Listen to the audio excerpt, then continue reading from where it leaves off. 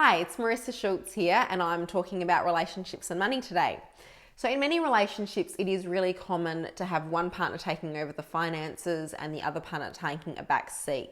However, this inevitably ends badly for one of two reasons. The first reason is that one person is making the financial decisions that will impact both of you.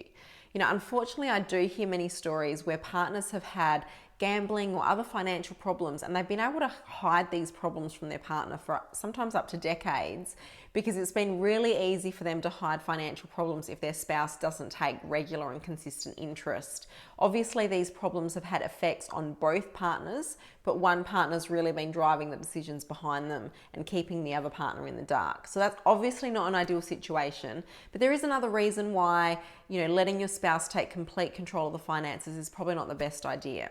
And that's the fact that being left in the dark about finances will mean that you'll find it extremely difficult and overwhelming when you inevitably have to start managing the family's finances, either independently or due to separation, illness, or maybe even death of a partner.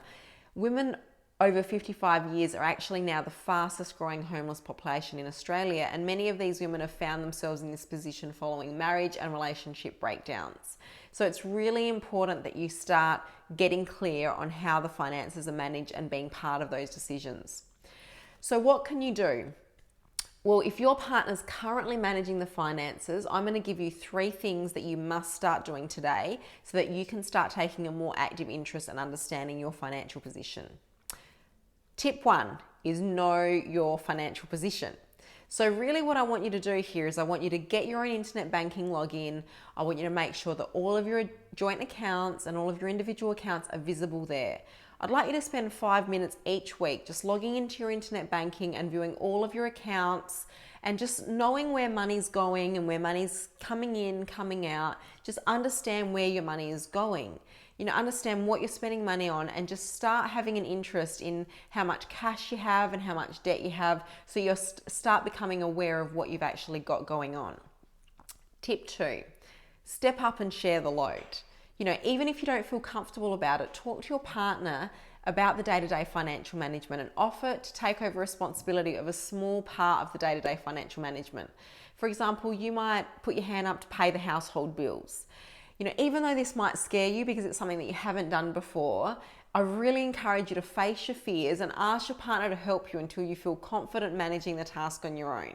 Because as your confidence builds, you may even want to increase more money responsibilities and take over more of the load, so that you're actually really sharing the load with your partner rather than leaving it all to them.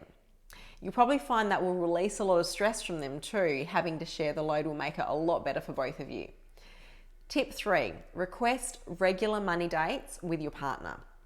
So one of the most important things in a relationship is obviously communication, and that also applies to managing your money. So these money dates can be a place where you can ask your partner questions about money. You can both talk openly about your finances. Talk about what's working, what's not working. Use it as an opportunity to ask questions so that you can learn about all of the aspects of your family's financial affairs. The more money dates that you have and the more regularly you have them, the more confident that you're going to feel that you understand the family's finances and that you could easily step in and take over if you had to. Overall, both of you should be on the same page when it comes to money. And you should both know what your current financial position is, both individually and as a family, and what you're working towards financially. You should both be confident to step in and step up and take the reins if required due to unforeseen circumstances like illness, death, or separation. So don't just leave it up to your spouse. Start stepping up and getting involved, even if it does scare you. I hope these tips helped you today. If they did, please like the video and share it with people that you think might also benefit from it.